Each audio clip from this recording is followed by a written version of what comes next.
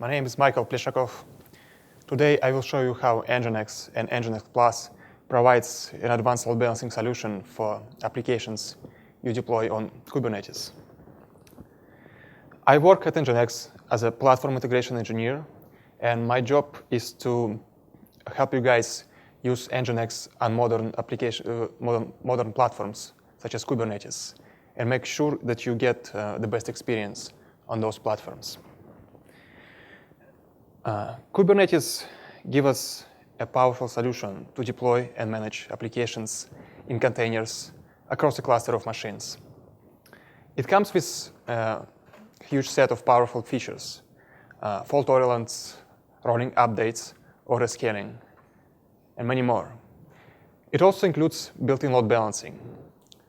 However, as I will show you today, it is limited and often not enough for many use cases. And NGINX can help you out here. It is an advanced layer 4, layer 7 load balancing solution.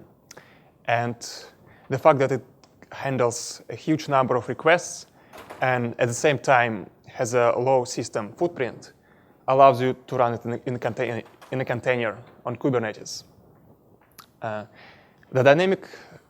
The service discovery and dynamic reconfiguration features of NGINX Plus simplifies its integration with Kubernetes, making it easier to use and configure. Today, I will show you a bunch of demos on how to use NGINX and NGINX Plus for load balancing on Kubernetes. I will talk about built-in load balancing available on Kubernetes. Then I will discuss Ingress and NGINX Ingress controllers. And I finish my talk with the demo on how to set up NGINX Plus on Kubernetes to support advanced use cases. Let's start with the first demo. I will deploy a simple web application. And if you didn't use Kubernetes before, you will get an idea of what it is.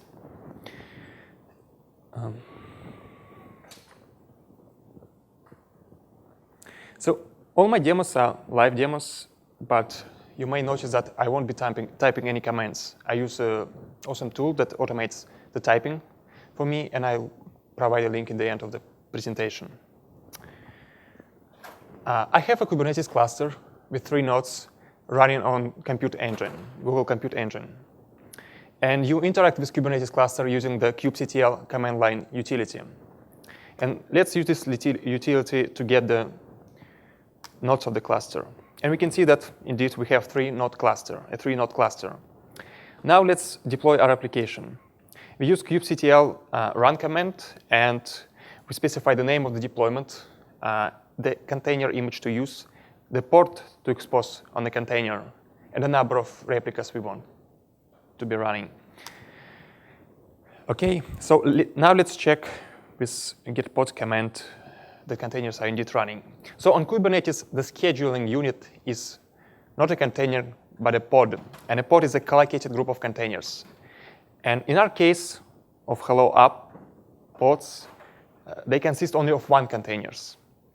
So we will use these terms today, a pod and a container interchangeably from now. So let's see. And as we can see, the containers were created and they are running. OK, now is the question, how do we access our application? And we use kubectl expose deployment command. We pass the name of the deployment, and we specify type equals load balancer. So what this command does, it's 2 things. The first thing is that it creates a service for our deployment. And this makes our application available inside the cluster internally via a single virtual IP address or a DNS name. And the second step, but we want to access our application from outside of the cluster, right?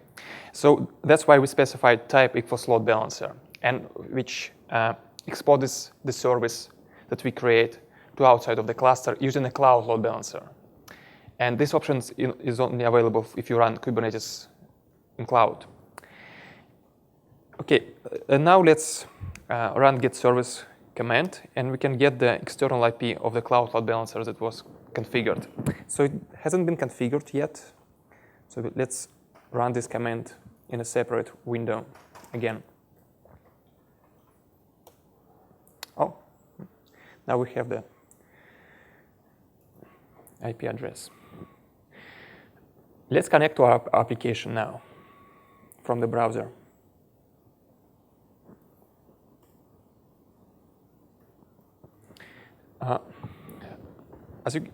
So this is the simple web application that returns the information about the container where it is deployed. And one of the fields here, you see server IP address. So if we refresh the page, we see that almost every time the response comes from a different container. Okay.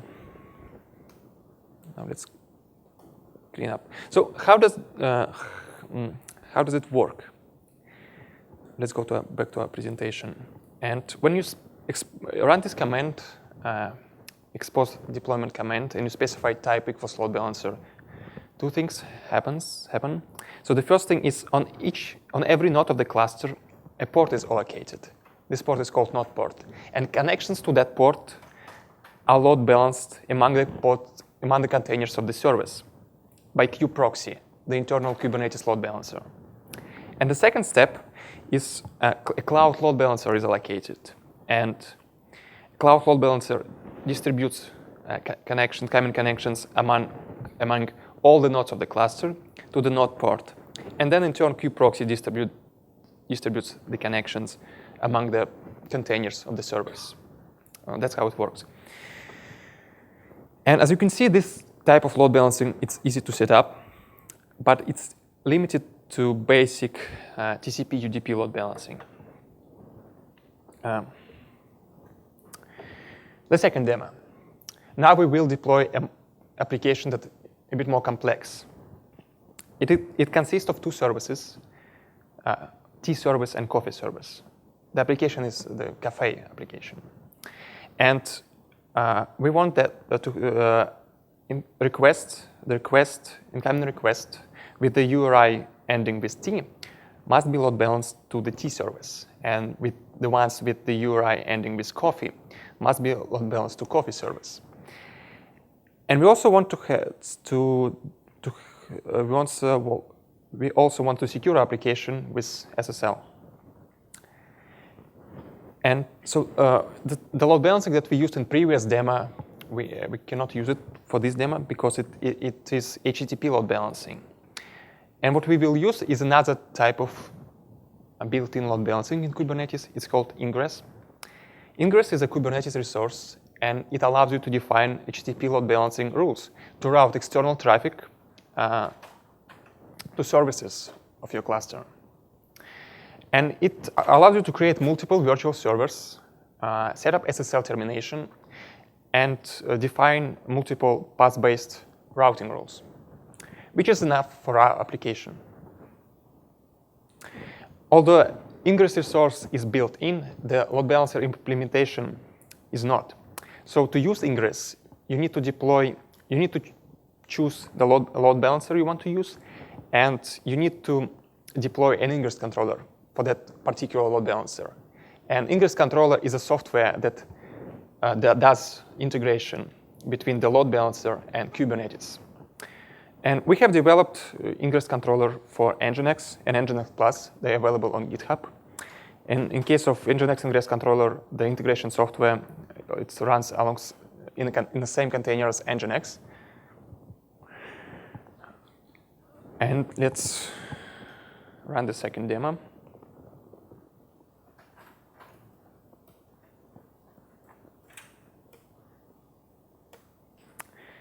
So this time, we will use kubectl command and create and use resource files that we define.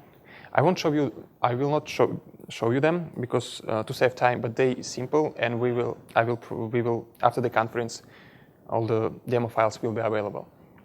So the first thing we deploy our coffee and app applications, and we create replication controllers for that. And in those files, in each replication controller file, we just specify what container image we want to use and the number of replicas we want to have. So let's create the replication controllers for the tea application and our coffee application. And let's check that the containers were indeed created. And we see that they were created and running. So now we create the services for those applications. And creating the service means that those applications will be available, internally available inside the cluster via a single IP address of a single virtual IP address of the servers. So we created the services, and now we will configure load balancing. So because we want SSL termination, let's set up SSL termination. And with Ingress, what you need to do, you need to create a secret. And secret is a special Kubernetes resource to store sensitive data, such as certificates and keys. And we put our certificate and key into this resource file, and we create this resource file. The next step is let's create the Ingress resource with kubectl create command. And let's first look into this resource. It's straightforward. In line 4, we define the name of the resource, Cafe Ingress. In line 10, we start to define the load balancing rules. So we define a virtual server with a host cafeexample.com, and we define two path-based rules. And the first one, request with the URI ending with T, will be load balanced to T service on port 80. And similarly, request with the URI ending with coffee will be load balanced to the coffee service on port 80. In lines from 6 to 9, we set up SSL termination. And in line 9, we reference the secret that with certificate and key that we created in the step before this one. And we specify to which virtual server apply this certificate and key. OK, let's create this resource. And nothing happens after this because we didn't deploy an Ingress controller. So let's do it.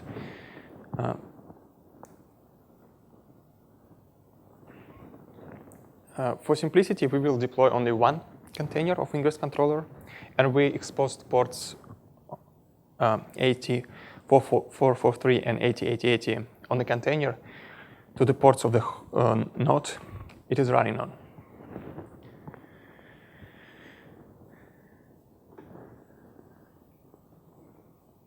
Okay. Now let's check if the container is running. It is running. And now let's get the external IP address of the node where at which this container is running. Okay. And now let's connect to our application.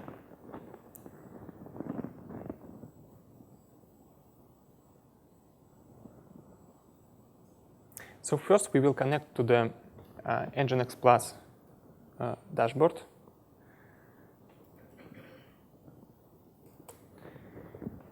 And we can see that so this dashboard provides real-time metrics and shows what's going on in NGINX Plus at this moment. And if we go to the upstream tabs, we see that two upstreams were configured and populated with the IP addresses of containers of the corresponding services. So we have the upstream for tea service and the one for coffee service. So let's try to connect to the coffee. Let's try to get some coffee and connect to the coffee service. And let's ignore this error. And if we refresh this page, we see that every time a response comes from a different container. So now let's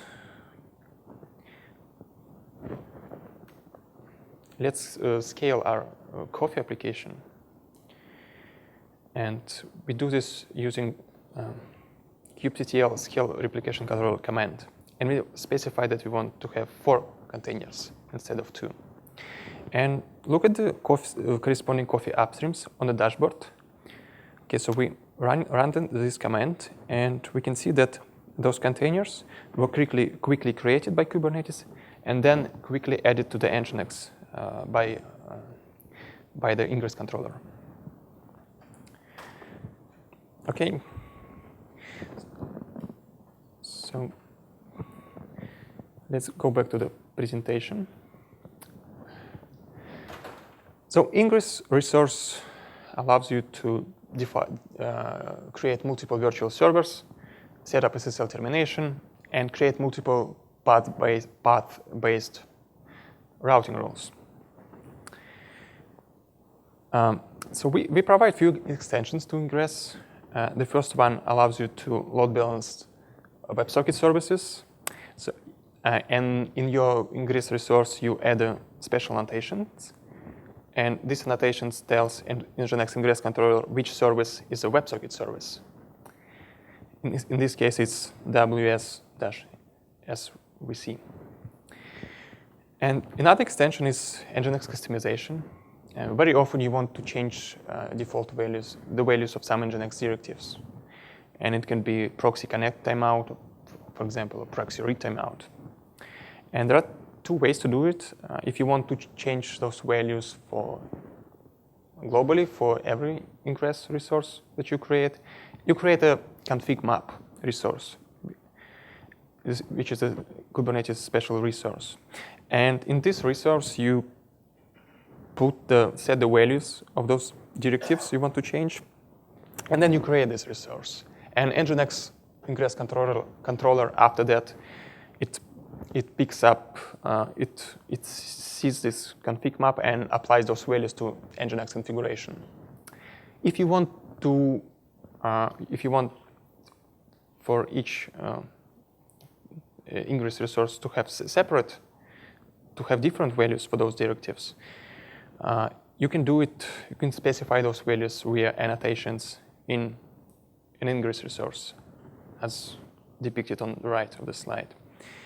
And then you create this resource, and NGINX configurations, the NGINX configuration that was created will includes these values. So Ingress controller, it's easy to use and deploy, and load balancing is configured through Kubernetes resources. But again, it doesn't support advanced load balancing requirements. But NGINX and NGINX Plus supports these use cases. And what are those use cases? It can be access controls and authorization, URL rewrites and redirects, connection and request limits, advanced load balancing algorithms. So NGINX and NGINX Plus support those scenarios. So let's see the third demo, the final demo, and we will deploy the same cafe application as in previous demo.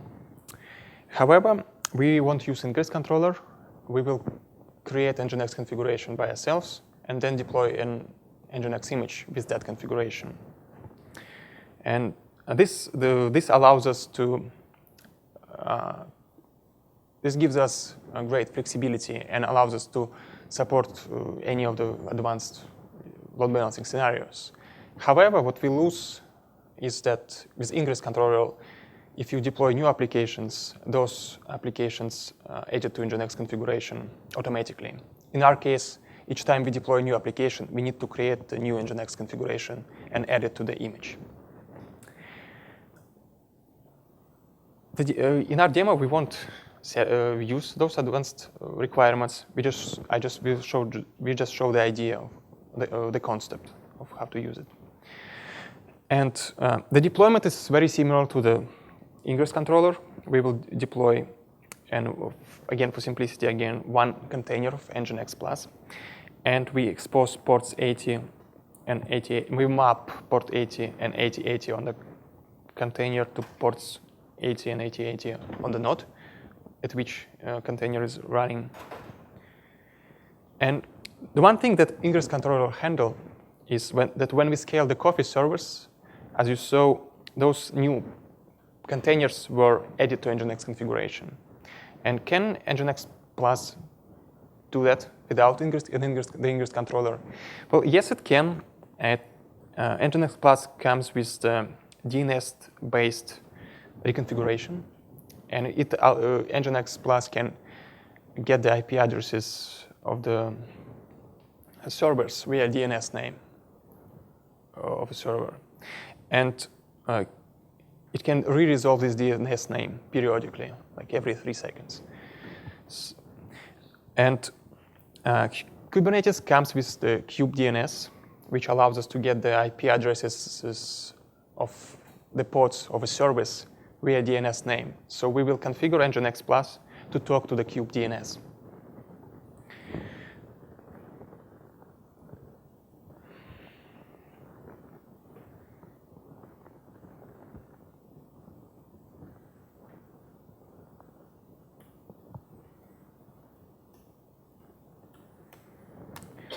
So we deploy our coffee and tea replication controllers in the same way as in previous demo.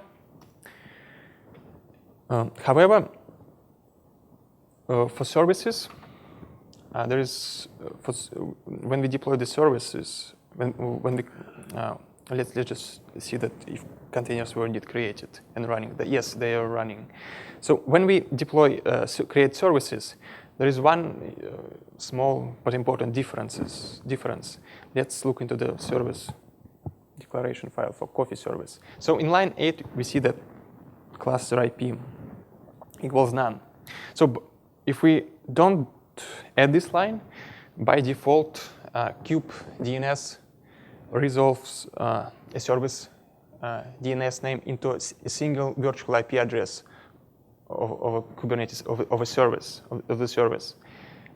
And connections to that IP address are load balanced among the containers of the service by kubeproxy, the internal load balancer.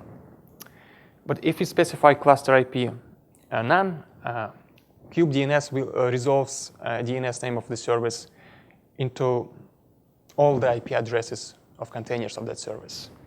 And which is what we need.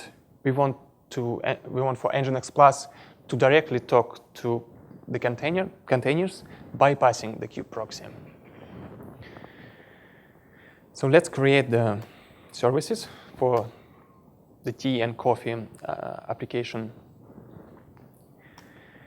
And now we will configure and deploy NGINX. So let's look into the NGINX configuration. So in the first line, we define a resolver. And the DNS server that NGINX Plus will be using to re-resolve DNS names of services. And we define it with the DNS name of the kube DNS service on Kubernetes. And this DNS name will be resolved in the IP address of the service when NGINX starts. Next, we define upstreams. So first we define the T upstream, and we specify the upstream server with the DNS name of the T service. And we tell NGINX to re-resolve this name by using the resolve parameter. And NGINX Plus will re-resolve this DNS name periodically with the interval that we specified when we defined the resolver here using the valid parameter. So in our case, it's 3 seconds. And also, one thing is that NGINX Plus can also learn port numbers through DNS, and it supports DNS service records. And kubedns also supports service records. So here with the service parameter, we configured that NGINX will get the port numbers through DNS without hard coding them here. In a similar way, we define the coffee upstream. And then we define two virtual servers. The first one, it listens on port 80. And based on the URI, request URI, it does routing of request to the appropriate service. And in the next we define another virtual server, which listens on port 8080. And in this server, we configure the NGINX status API and NGINX and make the status API and the NGINX Plus dashboard accessible. Okay, so we created the configuration. Now we need to build the image, and well, I already did it, so let's skip this step. And now let's deploy the NGINX Plus. Again, we're deploying one container. Let's see if it is running. Okay, it is running. So let's get the external IP address of the node where this container is running and try to connect to it.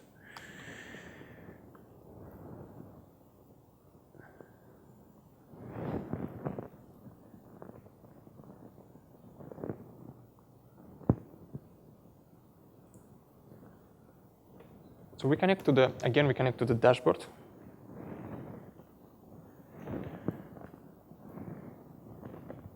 And if we go to the upstream tab, we see that two upstreams that we configured are populated with IP addresses of the containers of the service, of the corresponding services. So we have tea upstream and the coffee upstream. We can connect to the coffee application and see that, again, try to refresh the page and see that each time we get a response from the different container. So now again, let's scale the coffee application and see what will happen.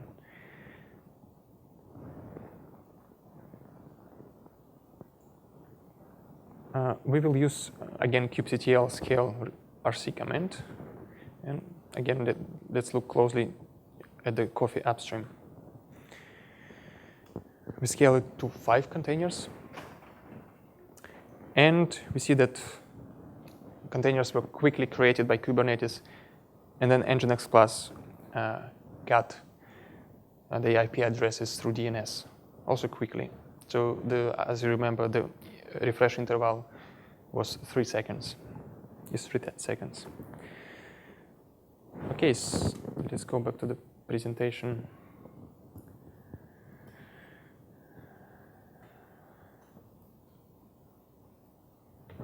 So to support advanced scenarios, we create NGINX configuration files that we need, and then we also utilize the NGINX Plus DNS-based dynamic reconfiguration so that we can support scaling of our services. And we can also utilize support for DNS SRV records to get the port numbers through DNS again. And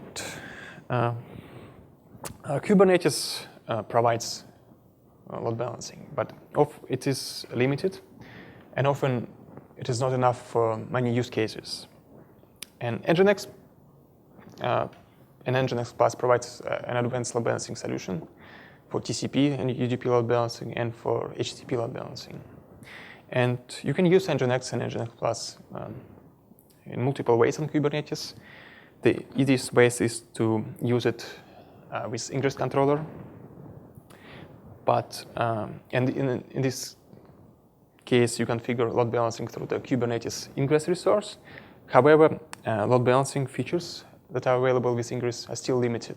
So when you want to support more advanced use cases, the way to do it is to create NGINX configuration by yourself, and then also utilize DNS-based dynamic reconfiguration of NGINX Plus to support scaling of the services. And so here are the links.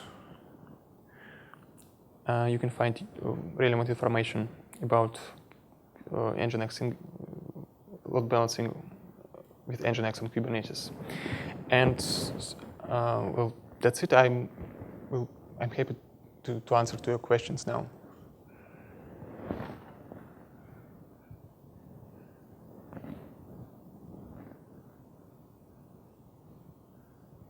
Yes, please. Uh-huh. Yeah. So, but again, it's not part of the Ingress resource. As I showed, let me go back. We use, what's here, annotations with Ingress resource, and this annotation is our Ingress controller understands these annotations, and with this annotation, we tell NGINX which service is a WebSocket service. Any other questions?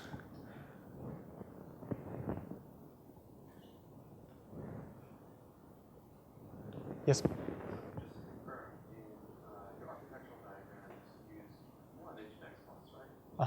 Yes. Again, it's for simplicity of the demo.